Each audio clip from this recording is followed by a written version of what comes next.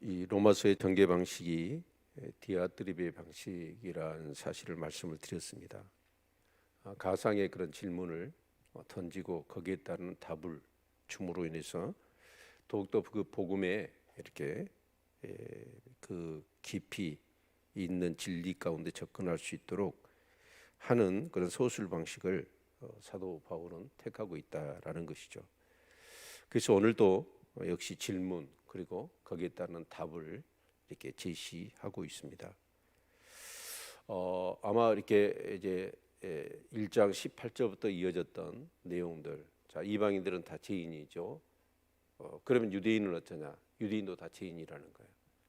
그래서 죄 아래 있으면 누구나 다 하나님의 심판을 받을 수밖에 없다. 자, 그러면 이런 질문을 충분히 할 수 있겠죠. 그럼 우리 유대인들의 나음이 뭐냐? 이방이나 유대인이나 다 똑같다면 우리 유대인들이 낳은 것이 결국 뭐냐? 오늘로 얘기하면 세상 하나님 믿지 않는 사람이나 교회 다니는 사람이나 다 똑같다는 얘기예요. 그러면 교회 다니는 사람들이 뭐라고 그럴까요? 그럼 우리의 나음이 뭐냐? 다 죄 아래 있고 심판 아래 있다면, 아니 교회를 다니는 사람이나 교회 밖에 있는 사람이 다 심판을 받는다면 어떻게 할 거냐? 우리 교회 다니는 유익이 뭐냐라고 질문을 던질 수 있다라는 것이죠. 거기에 대한 그런 답을 질문을 던진과 동시에 주고 있는데, 자, 첫 번째 유대인의 나음이 뭐냐? 자, 3장 1절 그런즉 유대인의 나음이 무엇이뇨? 할례 유익이 무엇이냐? 아니 이방인이나 유대인이나 다 심판을 받는다면 유대인의 나음이 결국 뭐냐? 할례 유익이 뭐냐라고 얘기합니다. 그러자 범사에 많다는 거예요. 특히 로마서 9장 4절 5절 한번 읽어볼까요? 뒤에 있으니까 로마서 9장 4절 5절. 사도 바울이 복음을 전하면서 이방인들은 그렇게 복음을 받아들이는데 유대인들이 복음을 받아들이질 않아요. 그래서 이 사도 바울은 차라리 자기가 저주를 받아 그리스도에서 끊어진다 할지라도 내 고륙 친척이 예수를 믿었으면 좋겠다라고 하는 내용들이죠. 그러면서 4절 보면 저희는 이스라엘 사람이라 저희에게는 양자됨과 영광과 언약들과 율법을 세우신 것과 예비의 약속들이 있고 조상들도 저희 것이요 육신으로 하면 그리스도가 저희에게서 나셨으니 저는 만물에 계셔 세세 찬양을 받으실 하나님이시니라. 아멘. 그러니까 여기 양자됨, 영광, 언약, 율법을 세우신 것, 예비와 약속, 그리고 조상들도 믿음의 조상들이 있잖아요. 또 그리스도가 저희 민족 가운데서 태어난 거예요. 자, 이런 것들로 인해서 그들은 굉장히 큰 유익을 가지고 있어요. 그런데 그들은 어떻습니까? 이런 유익을 가지고 있는 것들 때문에 결국 그런 긍지만 가졌지, 그렇게 주어진 것들을 통해서 그들의 어떤 내면, 정말 그들이 자신의 죄인됨을 깨닫고 또 사명감을 깨닫고 더 열심히 그 사명의 본질에 충성했느냐? 그러지 않았다라는 거예요. 자, 그래서 다시 오늘 3장으로 넘어오면 범사에 많으니, 근데 그렇게 많은 실제로는 9가지잖아요. 9가지 중에서 가장 독보적으로 유대인들의 나음이 뭐냐면 말씀을 맡은 거지요. 그래서 2절 범사에 많으니 첫째는 저희가 하나님의 말씀을 맡았습니다. 하나님의 말씀을 맡았다. 하나님의 말씀을 맡았다는 의미가 뭘까요? 결국은 이제 우리가 성경을 깊이 알아가면 그 하나님 말씀을 알고 알았다, 뭐 율법을 소유하고 있다, 그런 개념이 아니죠. 결국 그 말씀을 맡았단 말은 그 말씀 속에 담겨져 있는 모든 하나님의 언약, 그리고 그 언약에 따라서 그들이 그 언약의 사명을 감당하며 구속사의 역사를 이루는 것입니다. 그러니까 유대인을 선택하신 이유가 있잖아요. 그들이 선민의식을 가지고 정말 하나님은 우리의 하나님이다 라고 하면서 이방인들은 개치기 반은 그게 아니라 그들을 제사장의 나라로 세우셔서 언약을 세우시고 그들을 통하여 누가 태어나야 돼요? 예수 그리스도가 이 땅에 등장해야 됩니다. 그러는 모든 과정 속에서 정말 이 구속사적인 내용들이 점진적으로 이루어지잖아요. 그걸 통해서 하나님의 뜻, 정말 이 세상을 구원하려고 하는 하나님의 그 뜻을 그들이 알았어야 해요. 그런데 그들은 그 하나님의 말씀의 깊이를 깨닫지를 못했던 겁니다. 자, 그런데 그렇게 하나님의 말씀을 맡았지요. 자, 그런데 이제 문제는 이제 3절부터 이런 질문이 더해지는 거죠. 어떤 자들이 믿지 아니하였으면 어찌하리요? 그 믿지 아니함이 하나님의 미쁘심을 패하겠느냐? 그러면 이렇게 하나님의 말씀, 그 언약 속에서 이 세상을 구원하려고 하는 하나님의 그 계획이, 자, 유대인들이 믿지 않아요. 그 언약에 충실하지 않아 버려요. 그럼 하나님의 구원 계획이 어떻게 돼요? 실패할 수 있느냐? 실패해요?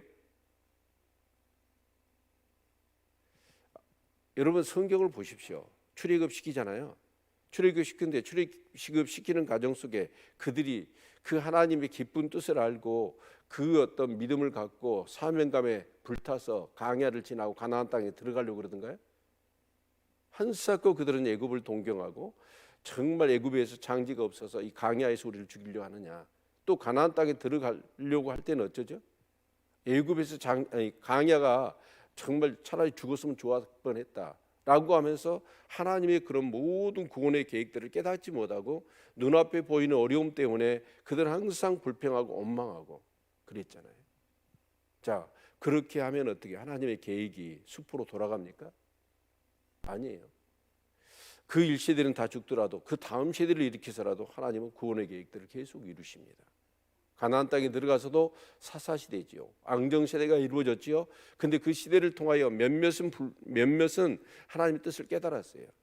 근데 그 깨닫지 못한 사람들 어떻게 해요? 정말 가나안의 우상화 돼버렸잖아요. 그래서 나라가 두 쪽 나고 결국은 망해버렸잖아요. 그런데 하나님이 어떻게 하시던가요? 바벨론에 의해서 멸망을 당해서 다시 그들 중에 믿음을 지키고 남은 자들을 돌아오게 하셔서 구속의 역사의 수레바퀴를 계속 돌리시잖아요. 그리고 결국은 누가 태어나시죠? 예수 그리스도가 태어나시잖아요. 사람들이 믿지 않으니까 하나님의 구원 계획이 실패할 수 있느냐? 실패할 수 없다는 거예요. 우리 사람은 능력이 없어서 거짓말을 하잖아요. 아마 처음에 나 그렇게 하겠습니다. 진실로 했을 거예요. 근데 능력이 미치지 못하니까 거짓말이 되는 거잖아요. 근데 하나님은 어떻게 해요? 능력이 없어서요? 아닙니다. 하나님은 전능하신 분입니다. 반드시 약속하신 것을 이루십니다. 아멘. 그래서 4절 보면 그럴 수 없느니라 사람은 다 거짓되되 오직 하나님은 참되시다 할지어다. 기록된 바 주께서 주의 말씀에 의롭다함을 얻으시고 판단 받으실 때에 이기려 하신과 한가 같으니라. 네. 여기 지금 이 3장을 얘기하면서 시편의 내용들을 계속 인용하고 있거든요.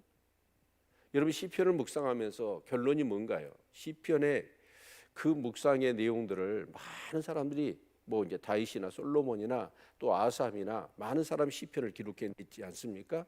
또 작자 미상의 시편도 많고요. 근데 그 시편은 어떤 글이라고 여러분 정의를 내릴 수 있겠습니까? 경건에 살려고 몸부림치는 사람들. 근데 그런 사람들이 이렇게 살다 보니까 그들이 체득된 얻어진 결론이 하나가 있어요. 그 결론이 뭐냐면 바로 우리 인간은 만물보다 거짓되고 심히 부패한 것이 우리 인간이라는 거예요. 인간의 그 경건하게 살려고 하는데 그 살다 보니까 뭘 깨닫냐면 우리가 얼마나 죄인된 것, 우리가 얼마나 본질상 그렇게 진노의 자식이고 그렇게 만물보다 거짓되고 심히 부패한 것이 우리 인간인가라는 것을 기록해 놓은 것이 사실 시편이거든요. 그래서 우리는 불의하지만 하나님은 의로우신 거죠. 그 결론을 시편 기자들이 내놓고 있는 것입니다. 예. 여러분 하나님은요 인생이 아니십니다. 그러니까 후회가 없으세요. 하신 말씀을 반드시 이루신 분입니다. 조금도 여기에 따르는 의심이 없기를 바랍니다. 그래서 성경을 봐야 돼요. 성경을 보면 오직 애롭게 특심을 가지시고 그 언약의 파트너에 있던 이스라엘이 그 언약을 깨버리잖아요. 사단은 사람들을 부추겨서 하나님의 구속의 역사가 이루어지지 못하도록 계속해서 유혹하고 공격하고 그래서 하나님을 대적하게 만들잖아요. 그런데 하나님은 어떻게 하시는가요? 그 구속의 역사를 끝까지 이루십니다. 주님이 재림하셔서 이 세상을 심판하실 때까지 하나님의 그 언약은 변치 않을 겁니다. 이것을요, 여러분이 성경을 깊이 묵상하면서 그 성경, 정말 그 성경 말씀 속에 있는 하나님의 그 마음을 여러분이 읽어내시기를 바랍니다. 그렇다면 여러분 조금도 하나님에 대한 신실하심, 하나님의 전능하심, 그 부분을 이의를 달거나 눈꼽만한 의심도 아마 다 사라져 버릴 겁니다. 그리고 5절 보면 두 번째 질문과 답이 시작되죠. 그러나 우리 불의가 하나님의 의를 드러나게 하면 무슨 말하리요? 내가 사람의 말하는 대로 말하노니 진노를 내리시는 하나님이 불의하시냐? 자, 이 얘기입니다. 이 얘기는 자, 우리가 죄를 지었어요. 그래서 우리가 불의함으로 인하여서 하나님의 의로우심과 영광이 더 드러났다고 한다면 하나님의 의로우심과 그 영광을 드러나게 하는 역할을 우리가 하지 않았느냐?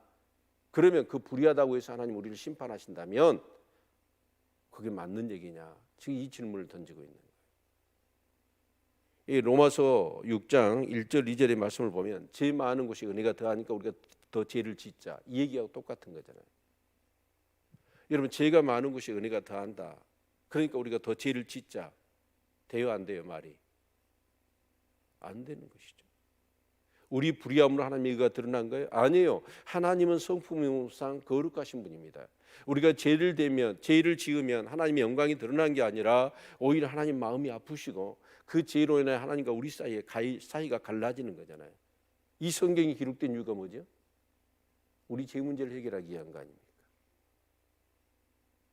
전혀 성경을 깊이 알지 못하니까 이따 식의 질문이 나오는 거예요. 그런 것을 사도 바울은 이미 미연에 알고 이런 것들을 가상으로 질문을 던지면서 거기에 대한 답을 통해서 복음을 그렇게 제시하고 있는 것이죠. 그래서 6절 이렇게 정의합니다. 결코 그렇지 아니하니라. 만일 그러하면 하나님께서 어찌 세상을 심판하시리요? 그러나 나의 거짓말로 하나님의 참되심이 더 풍성하여 그의 영광이 되었으면 어찌 나도 죄인처럼 심판을 받으리요? 그 얘기죠. 내가 거짓말을 통해서 하나님의 그 참되심이 더 풍성하게 드러났다고 한다면 어떻게 내가 죄인으로 심판을 받는 게 맞느냐? 우리 기독교의 중요한 것 중에 하나가 뭐냐면 여러분 세상 그래요. 이런 생각을 해요. 결과가만 좋으면 그 수단이 어떠하든지 그 수단은 정당화된다. 절대 그럴 수 없습니다. 하나님은 결과도 선해야 되지만 그 수단도 방법도 선해야 됩니다. 예. 그래서 8절 또 그러면 선을 이루기 위하여 악을 행하자 하지 않겠느냐. 그래요. 선을, 그래 하나님의 의가 드러날 수 있다면 내 거짓말을 통해서 하나님의 그 참되심이 드러난다면 더 거짓말을 하자, 더 죄를 짓자, 이런 식의 생각은 잘못된 것이다. 그래서 어떤 이들이 이렇게 비방하여 우리가 이런 말을 한다고 하니 저희가 정죄받는 것이 옳으니라. 절대로 그렇다고 해서 그 어떤 거짓말을 하거나 불의를 행하고 죄를 지은 것이 정당화될 수는 없다는 거예요. 반드시 그들은 정죄를 받게 된다는 얘기입니다. 여러분, 죄는 하나님이 정말 싫어하십니다. 하나님이 싫어하신 만큼 저와 여러분도 죄를 미워할 수 있기를 바랍니다. 그러면 자 9절 어떠하뇨? 우리는 나으뇨? 지금 이제 이 얘기를 하는 거예요. 유대인들이냐 이방인들? 그러면 우리 유대인들이 더 낫느냐? 아니라 유대인이나 헬라인이나 다 죄 아래 있다고 우리가 이미 선언하였느니라. 유대인이나 이방인이나 다 죄 아래 있다는 거예요. 그래서 기록한 바 의인 없나니 하나도 없으며, 자 여기 시편 14편이잖아요. 깨닫는 자도 없고 하나님을 찾는 자도 없고 다 치우쳐 한 가지로 무익하게 되고 또 선을 행하는 자는 없나니 하나도 없도다. 이게 니은도 시편 5편. 저희 목구멍은 열린 무덤이요 그 혀로는 소금을 베푸며 그 입술에는 독이 있고 그 입에는 저주와 악독이 가득하고, 이 지금 쭉 나오는 그런 내용들이 전부 다 시편의 말씀을 인용한 거잖아요. 다시 정리합시다. 시편이라는 게 뭐라고요? 경건한 삶을 몸부림치며 살아갔던 사람들이 깨닫는 거. 아, 우리 인간은 죄인이구나. 이걸 적어놓은 게 시편이에요. 그래서 그 내용들을 시편을 인용을 통해서 우리가 얼마나 죄인된 것인가라는 사실들을 지금 이 사도 바울은 그 답을 가상의 질문을 해놓고 그 답을 성경 시편을 인용해서 이렇게 제시하고 있는 것이죠. 그러면서 19절 20절에 바로 율법의 그 기능이 뭐냐, 율법을 주신, 그러니까 유대인들이 나음이 뭐냐, 말씀을 주셨다는 거죠.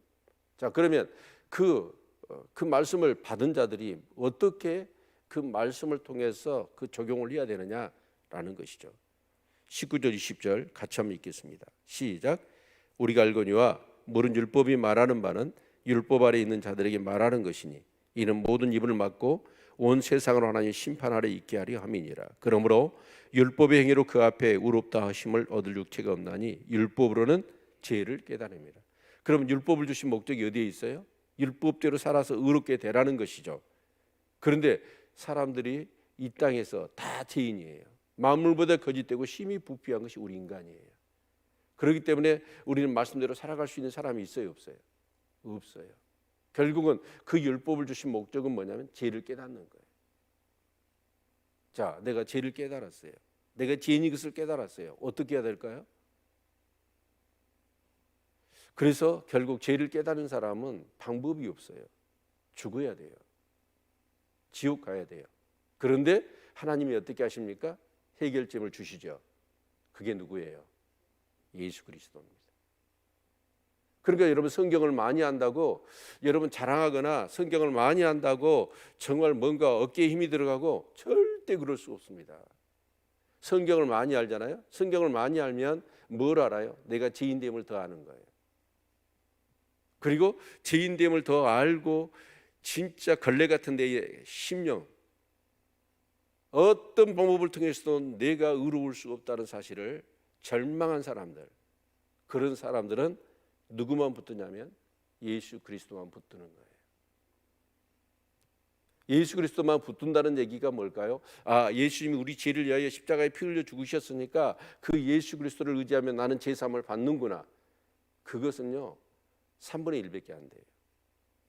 그 예수를 바라보게 하는 건 뭐냐면 이제는 죄를 이겨내고 예수처럼 살게 하는 것, 예수님을 살고 싶은 열망을 갖게 하는 것, 이것이 말씀입니다. 그래서 다시 한번 우리가 알거니와 무릇 율법이 말하는 바는 율법 아래 있는 자들에게 말하는 것이니 이 모든 입을 막고 온 세상을 하나님이 심판하러 있게 하려니. 여러분, 우리가 아무리 의롭다고 하지만 도토리 키재기예요. 누구? 저 인간보다는 내가 나아. 그렇게 말할 수가 없습니다. 진짜 여러분 경건하게 살려고 하나님의 말씀을 붙들고 몸부림치는 사람들. 그래서 이 시편에 그런 이 내용들을 정말 비명처럼 토해냈던 사람들, 그 사람들의 심령은 어쩌냐면 누구를 비교해서 내가 더 의롭다, 상대적으로 의롭다 얘기할 수가 없어요. 왜요? 죄인 중에 계수가 나거든요. 여러분, 예수 붙들어야 되고 예수만 바라봐야 합니다. 그의 소망이 없어요. 그리고 여러분, 우리는 이용만 하잖아요. 예수님이 우리 죄를 십자가에 피 흘려 죽으셨으니까 이제 예수만 믿으면 내 죄 사함 받고 나는 천국 가는 거야. 그딴 식의 신앙은 유치원생이에요. 죄 사함을 받은 사람은 어떻게 살아야 돼요? 예수처럼 살아야 돼요. 최종의 목적지는 거기에 있는 겁니다.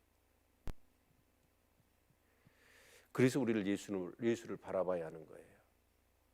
오늘 안타깝게도 한국 교회가 힘을 잃어버렸어요. 그 이유는 뭘까요?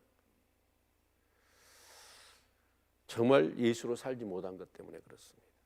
예수만 이용하려고 하기 때문에 그런 거예요. 참된 경건, 참 믿음이 없어요. 나는 죽어야 되고 예수로 살아야 합니다. 이것이 신앙의 궁극적인 목적에 있는 것이죠.